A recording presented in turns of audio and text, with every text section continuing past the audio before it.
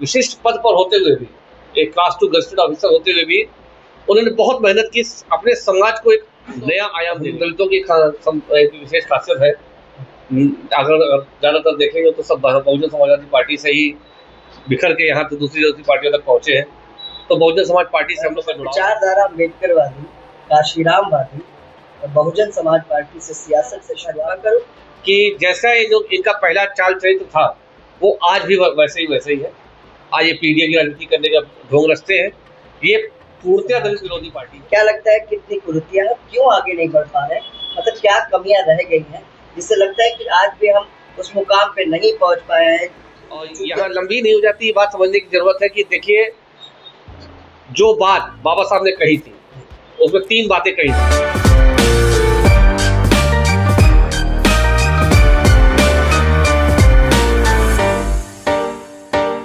नमस्कार, मैं विक्रम और आप देख रहे हैं हमारे पॉडकास्ट का एक नया एपिसोड। आज फिर हम अपने पॉडकास्ट में एक खास शख्सियत से आपको रूबरू करवाएंगे। सियासत यूं तो जातियों को लेकर हम लगातार देखते हैं कि उत्तर प्रदेश में जाति विशेष को लेकर सियासत होती है और जातियों पर ही वोट बैंक आधारित होता है। हमारे साथ आज भाजपा के कद्दावर नेता और दलित चिंतक, पिछड़ों, दलितों, शोषित वंचित समाज की लड़ाई लड़ने वाले विशाल आनंद गेहार हैं, जो मिशन सुरक्षा परिषद से प्रदेश अध्यक्ष हैं, बीजेपी से कद्दावर नेता है।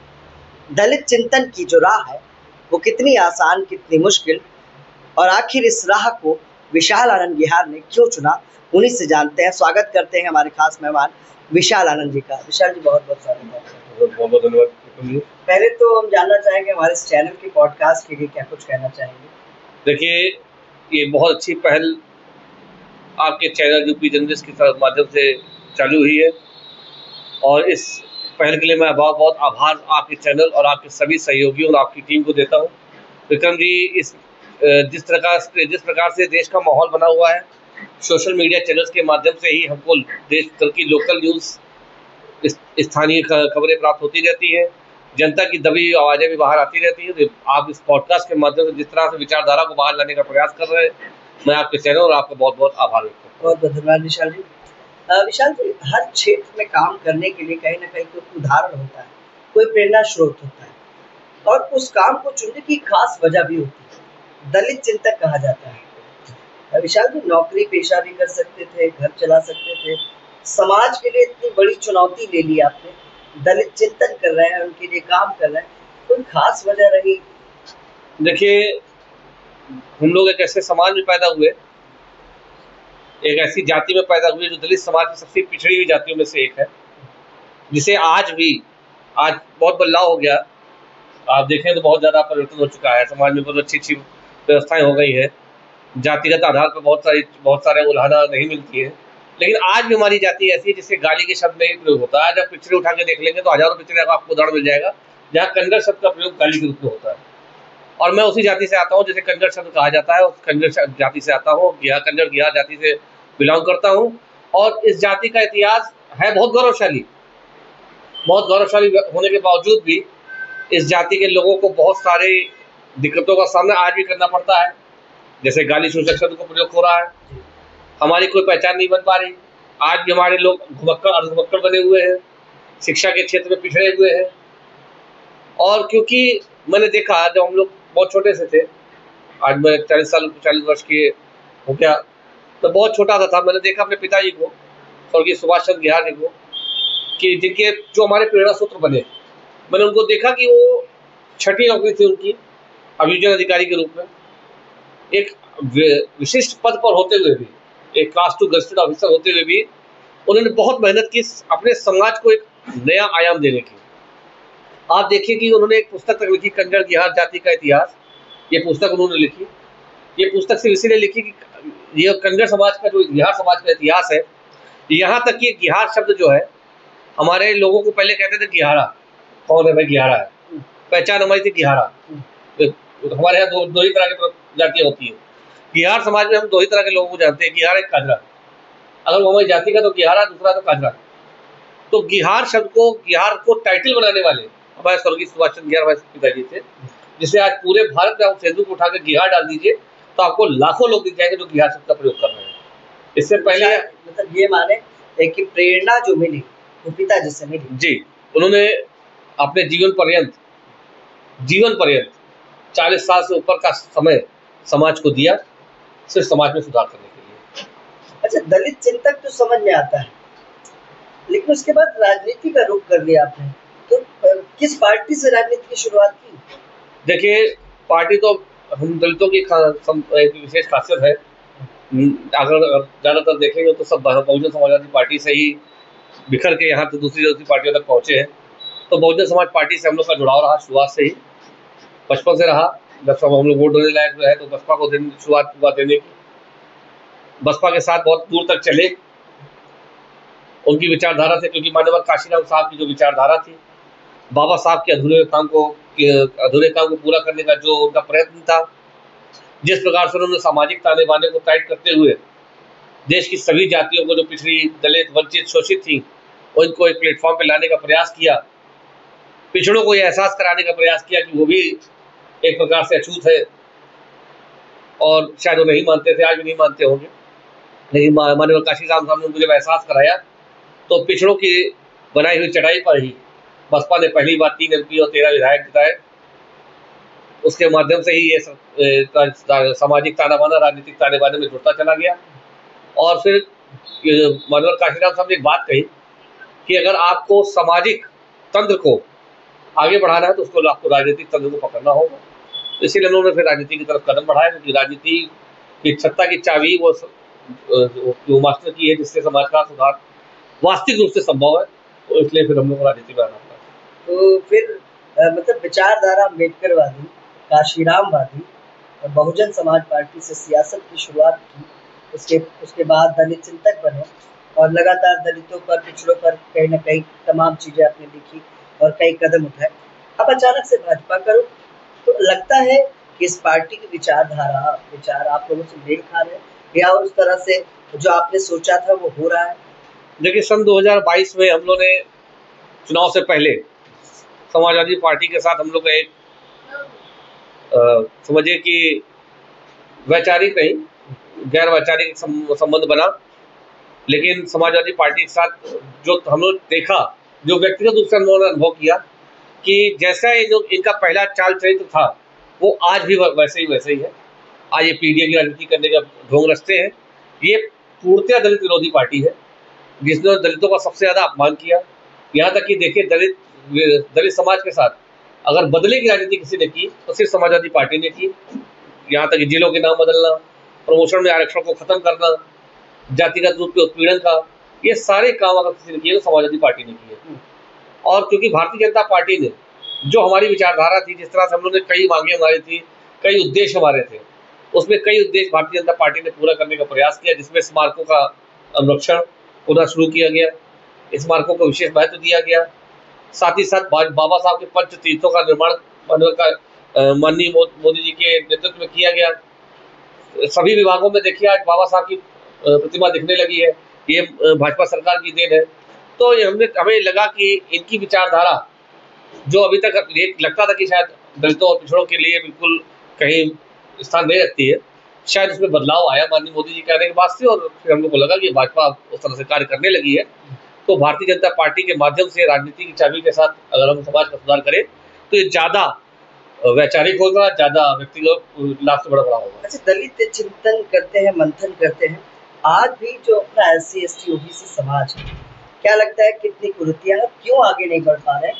मतलब क्या कमियां रह गई हैं जिससे लगता है कि आज भी हम उस मुकाम पे नहीं पहुंच पाए हैं, चूंकि हम चिंतन मंथन आज भी कर रहे हैं?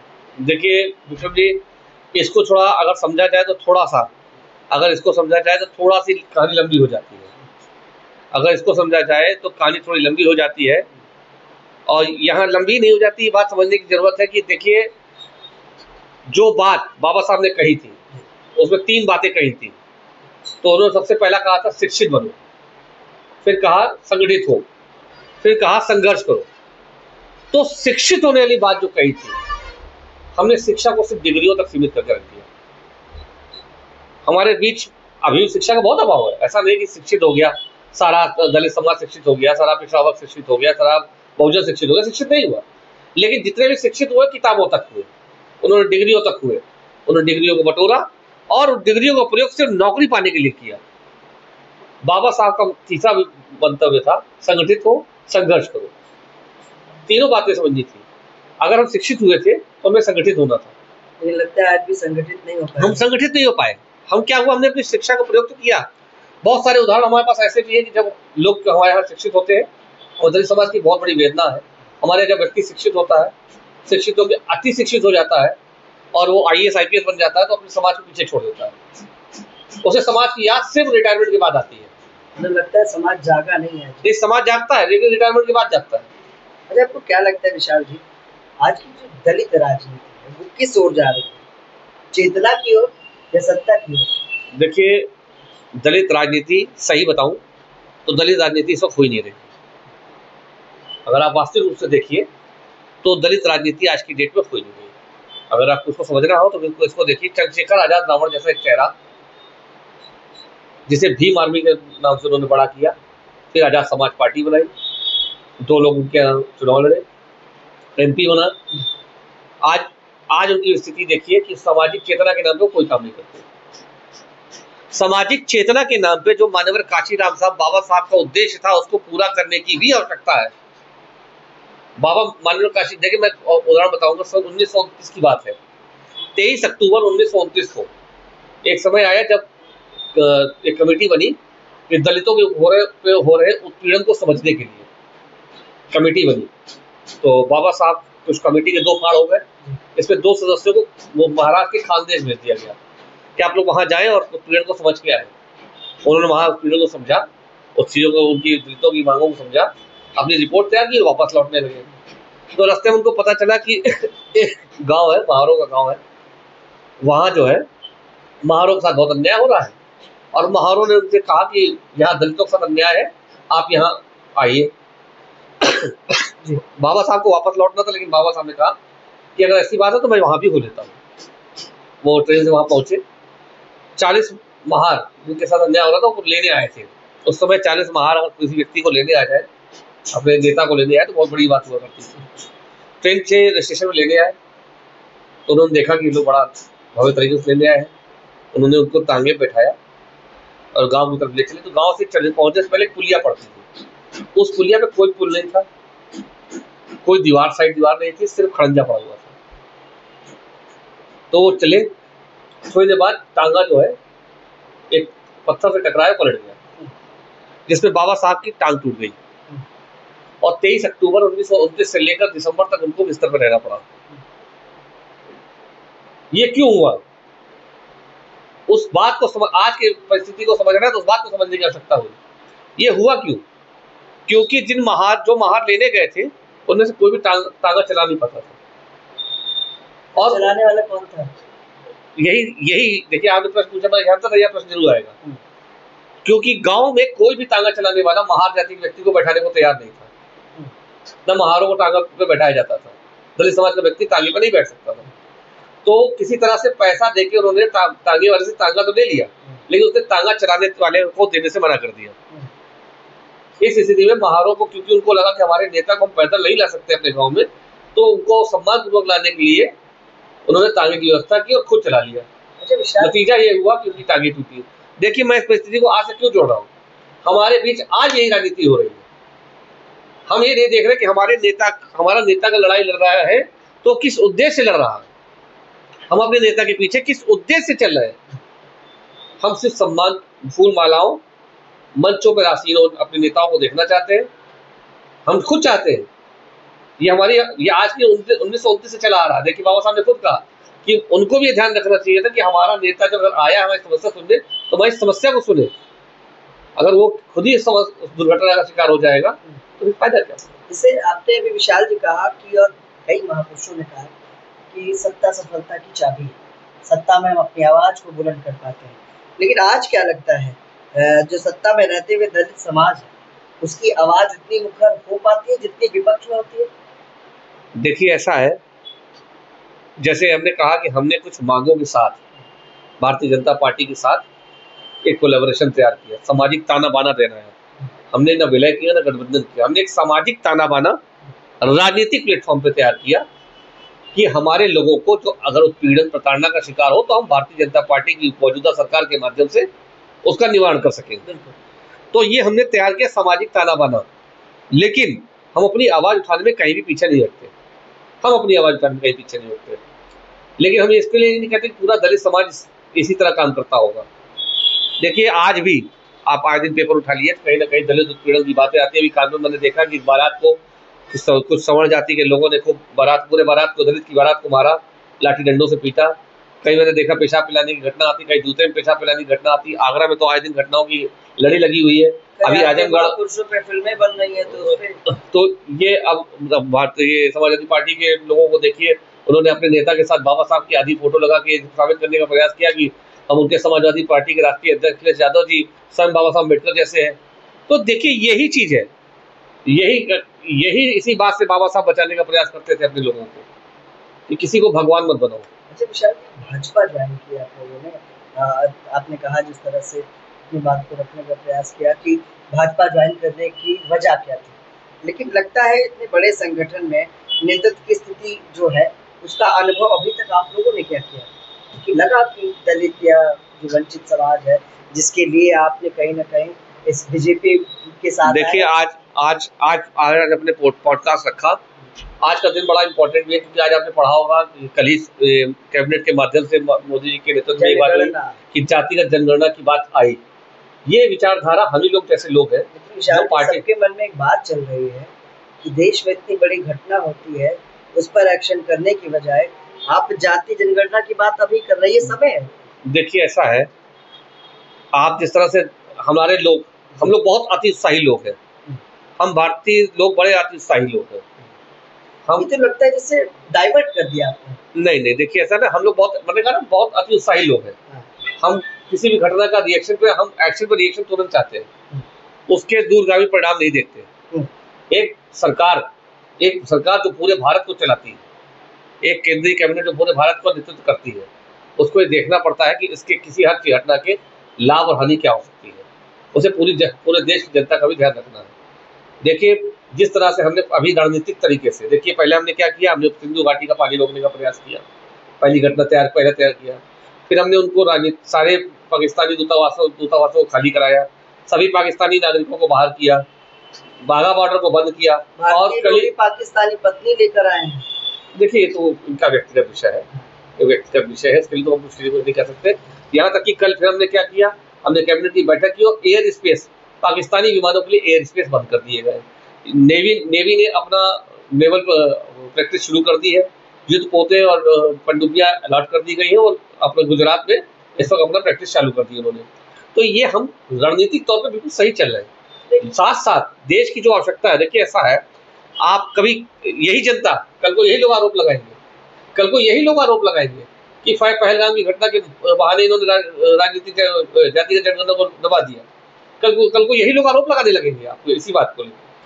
ये दिखाने का प्रयास है, भारतीय जनता पार्टी की केंद्रीय सरकार का दिखाने का प्रयास भी है कि चाहे देश की परिस्थितियां कुछ भी हो, देश अपनी जगह मजबूत खड़ा हुआ, सारी चीजों पे एक साथ काम करने के तैयार बैठा हुआ है। इतनी बड़ी कैबिनेट है, इतना बड़ा देश है, तो किसी एक मुद्दे से देश बाहर नहीं जाएगा, भटक नहीं जाएगा, हर मुद्दे पे समान विचारधारा रखी जाएगी। जाति जनगणना हो गई और निकल कर आया कि जनरल ज्यादा है, तो जो भी सरकार होगी उनके लिए ज्यादा काम करेगी। देखिए पिछड़े ज्यादा है, देखिए तो पिछड़ों के लिए काम करेगी। देखिए ऐसा है, ये तो इतर विषय हो गया, क्योंकि जब जातिगत जनगणना होगी, अभी अब कुछ दिन पहले देखिए विपक्ष बहुत चिल्ला रहा था कि जातिगत जनगणना होनी चाहिए।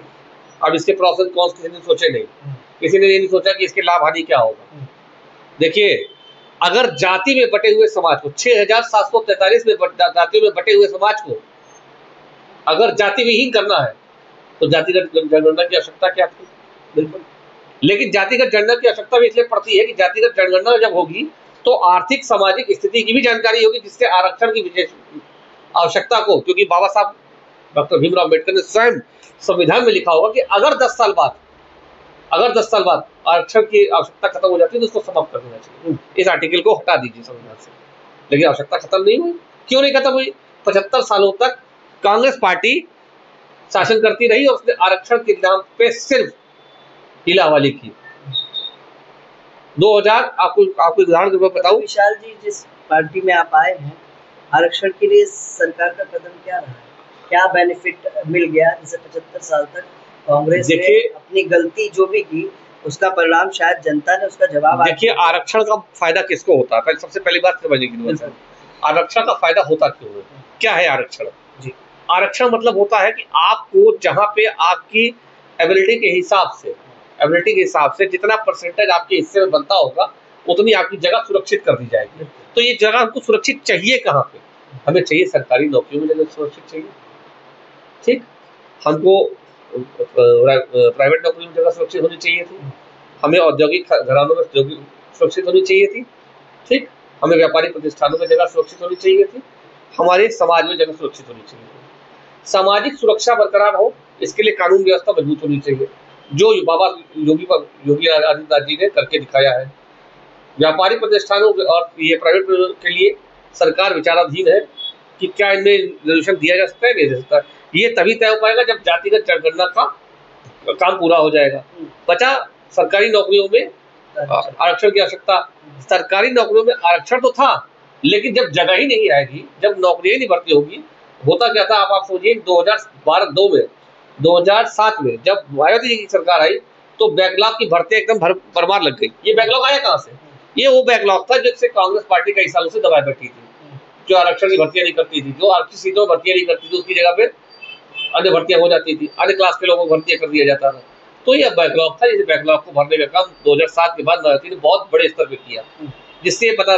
उसके बाद से जब से माननीय मोदी जी की सरकार 2014 में आई, 2017 में माननीय योगी आदित्यनाथ आए, तो बराबर सीटों का जितना अनुपात होता है उतनी से भर्तियां आने लगी और उसमें भर्तियों पे। अच्छा विशाल जी, एक सवाल और। कई सरकारें आपने देखी, आई गई फिर आई, जैसे कांग्रेस, बसपा, सपा, आज भाजपा। तो दलित जो समाज है, दलित समाज है, उसके लिए कौन सी ऐसी योजना आपने देखी जो आपको लगा कि ये प्रभावशाली रही है और लोगों को, दलित समाज को उससे काफी मदद मिली? देखिए, ये योजना तो अभी तक आप समझिए तो योजना होना जरूरी नहीं था, योजनाओं का क्रियान्वयन और कार्यपालन जरूरी था। बिल्कुल। जो योजनाएं आई, जैसे मनरेगा, मैं आपको याद दिलाऊं, कांग्रेस के शासन में मनरेगा आया था, जिसमें हर मजदूर को 100 दिन का रोजगार देने की व्यवस्था की गई थी। अगर उसका क्रियान्वयन और कार्यपालन सही तरीके से होता तो गरीबी का स्तर जो होता भारत में, वो आज उतना नहीं होता। आज उसकी वो आवश्यकता नहीं होती, उतनी जरूरत नहीं पड़ती तो हम आरक्षण में बात भी ना कर रहे होते। लेकिन जितनी भी योजनाएं आए, उनका क्रियान्वयन, कार्यपालन सही तरीके से होना चाहिए। जैसे हमारे यहाँ क्या होता है, विधवा पेंशन, वृद्धावस्था पेंशन, आय के आधार पर सहायता, मुख्यमंत्री राहत कोष से सहायता, ये सब सही समय पे सही व्यक्ति तक पहुंच जाती है। और यही काम माननीय योगी आदित्यनाथ जी की सरकार में उत्तर प्रदेश में होता है कि एंड यूजर तक समय से उसकी धनराशि और व्यवस्थाएं पहुंच जाती है। अब आज देखिए, आज की डेट में जितना इलाज मुख्यमंत्री राहत कोष से लोगों का हो रहा है, लगातार होता है, उतना शायद किसी सरकार में नहीं हुआ।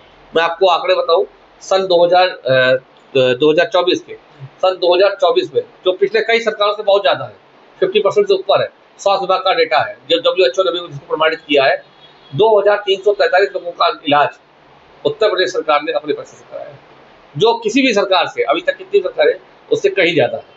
तो ये मुझे तो लगता है ना, ये तो सभी वर्ग के लिए, सभी समाज के लिए यही बात है। देखिए, बात यही है कि जब हम सभी समाज के लिए करेंगे तो उसमें दलित समाज भी तो आएगा। अभी तक क्या था, सभी समाज के लिए नहीं होता, क्योंकि दलित के लिए होता ही नहीं था। जो भी योजना आती थी उसकी बंदर बाट कुछ सीमित जातियों तक ही हो जाती थी, कुछ विशेष वर्गों तक रह जाती थी, दलित समाज तक पहुंचता नहीं था। अब वो बराबर हिस्से में सबके बराबर पहुंचता है, तो ये सबसे अच्छी बात है। देखिए, इसी अगर ये बराबर तरीके से सब तक पहुंचेगा, हमें जाति की जरूरत नहीं पड़ेगी। आज विशाल जी, सदन में बात होती है, सदन में मुद्दे उठाए जाते हैं, तो लगता है सामाजिक मुद्दों को राजनीतिक बहस की सही जगह मिल पा रही है आज का जो सत्ता चल रहा है, आज का जो समय चल रहा है, उसके मुताबिक? देखिए, अगर व्यक्तिगत रूप से कहूँ तो बिल्कुल नहीं, क्योंकि कुछ मुद्दे ऐसे भी है जो हमने कई बार, सन 2014 में हमारी जाति का मुद्दा था, जिसे कन्या से बिहार करने की बात हुई थी, तो मीनाक्षी लेखी जी सांसद थी उस वक्त 2014 में, भाजपा सांसद थी, उन्होंने पहली बार इस मुद्दे को उठाया था कि कन्या से बिहार करने का प्रयास किया जाए। अभी देखा मैंने, समाजवादी पार्टी के हमारे एक विधायक थे भाई साहब, उन्होंने कहा कि अहिरवार कर दिया जाए, कमाल अख्तर साहब, उन्होंने कहा कि बिहार की जगह अहिरवार कर दिया जाए। उनको उनको ना तो उन्होंने पढ़ा, ना उनको जाना, समाज को ना समझा ना जाना, उन्होंने अपनी बात कह दी, ना हमारी मांगों को समझा। हमने आज तक इस बात की मांग ही नहीं की। हमारे समाज के लाखों पत्र उत्तर प्रदेश सरकार और केंद्र सरकार के पास हो, जिसमें कंजर से गिहार करने की बात है, अहिरवार करने की बात कभी कही नहीं, कि कमाल अख्तर साहब ने कह दी। तो इसी से स्पष्ट होता है कि दलित समाज के जो वर्गीकरण के हिसाब से, उसकी जो आवश्यकताओं के हिसाब से जो मुद्दे सदन में सही तरीके से उठने चाहिए। मान लीजिए विपक्ष ने गलत बना भी दिया, सरकार मौजूदा जो थी भारतीय जनता पार्टी की, उसने भी कोई संशोधन या कुछ किया, या जो आप मांग कर रहे हैं उसमें कोई बात की? हमें लगता है उस मुद्दे के बाद विपक्ष के एक सांसद ने जब आवाज उठाई तो उसकी आवाज को तो बंद करा दिया गया, लेकिन उस मुद्दे पर बहस बंद हो गई।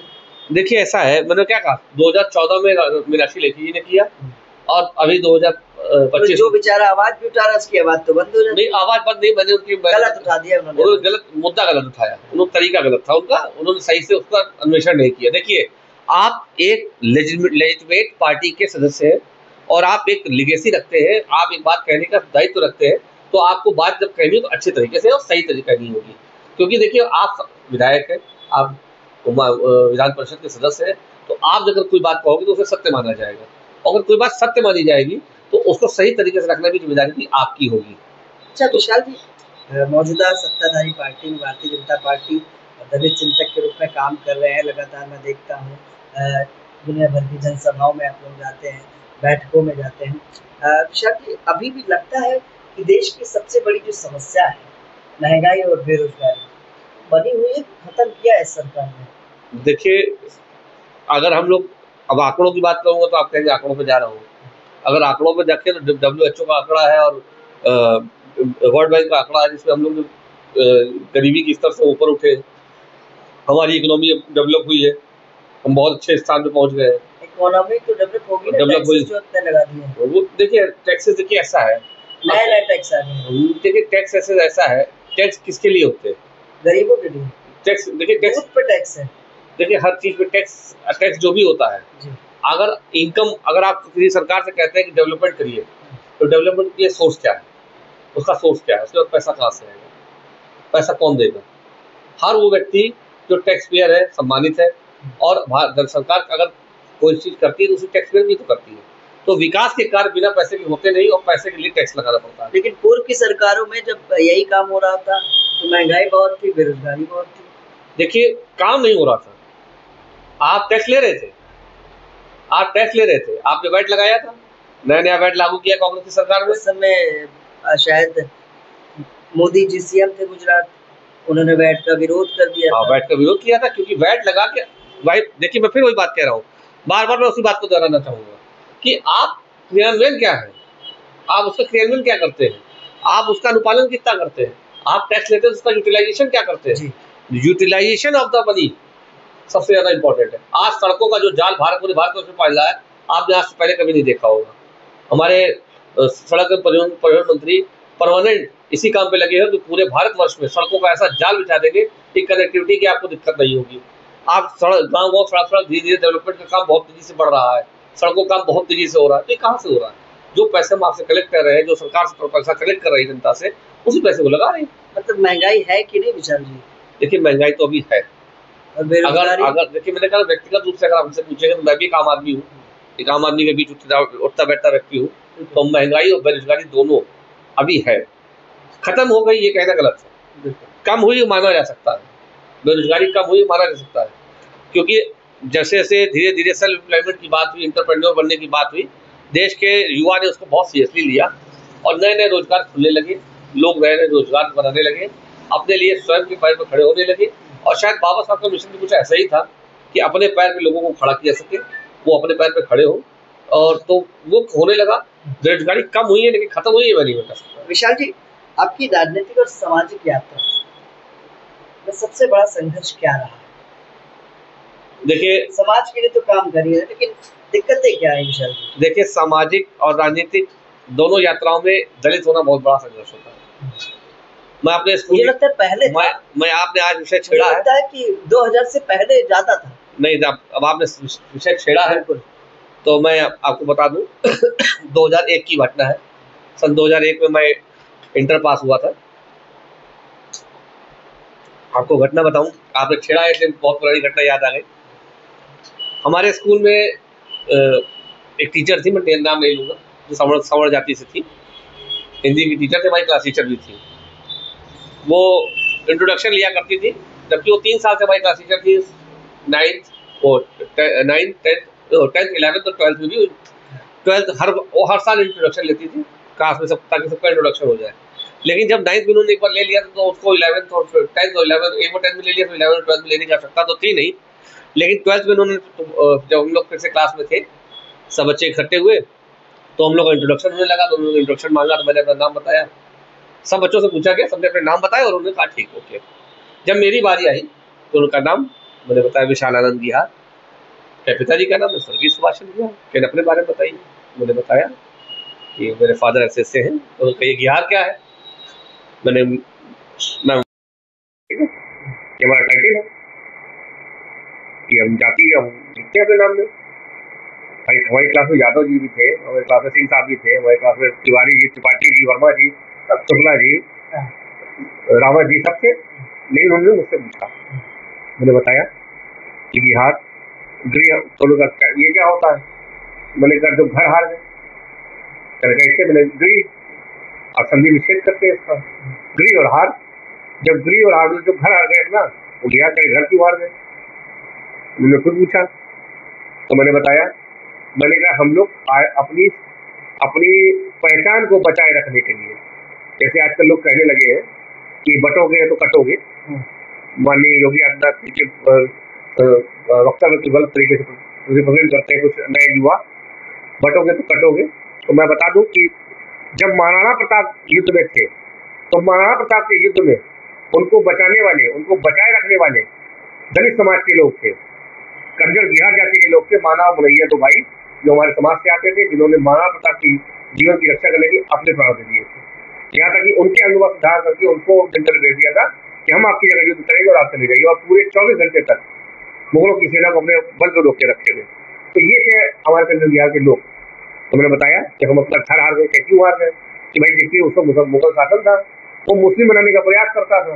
ये बटोगे तो कटो का भी जवाब है। तो टीचर की बात लगता था कि वही कुरेदा जा रहा, तो मुझे कुरेद गई थी। तो इत्तेफाक करे कि मैंने कहा ना, बाप हमारे पिता हमारे प्रेरणा स्रोत थे, उन्होंने बच्चों से तैयार किया था।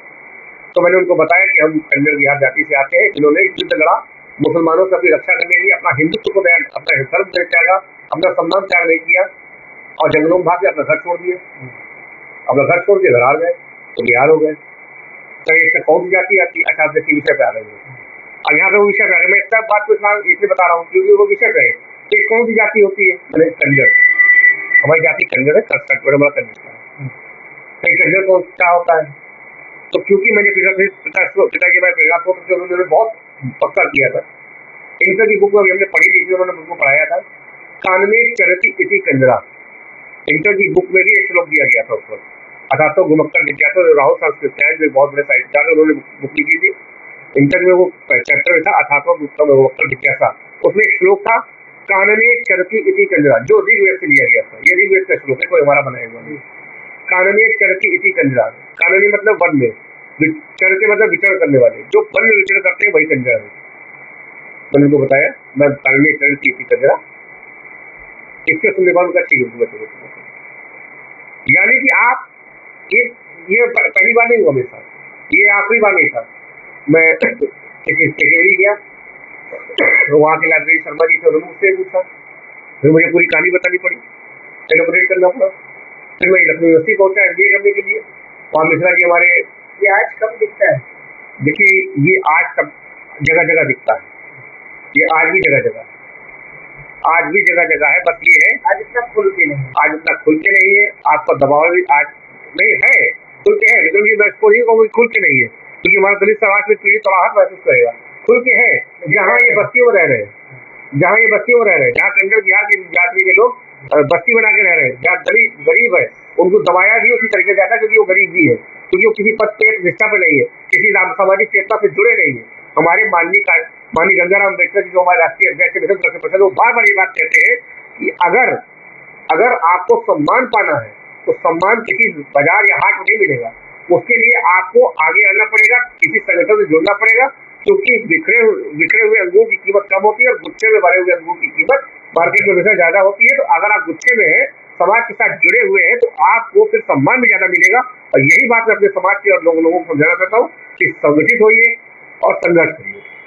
आखिरी सवाल लेते हैं शाह जी, आज के जो युवा हैं दलित वर्ग के, उनके लिए क्या सलाह देना चाहेंगे जो सामाजिक परिवर्तन लाना चाहते हैं, उसके लिए काम करते हैं, राजनीतिक भूमिका, राजनीतिक हिस्सेदारी के लिए काम करते हैं? देखिए, सबसे सर्वप्रथम मैं अपने साथी युवा साथियों से कहूंगा कि देखिए साथियों, कि ये युद्ध की परिस्थिति है, लेकिन हमें ये युद्ध हथियारों से नहीं लड़ना है, वैचारिक जागरूकता से लड़ना है। स्वामी विवेकानंद, यहाँ कुछ लोग आपको बताएंगे कि आप हिंदू बनिए, कुछ लोग आप कहेंगे कि नहीं हिंदू मत बनिए, आप दलित हो जाएंगे, आप दलितों और पिछड़ों में बांटे जाएंगे।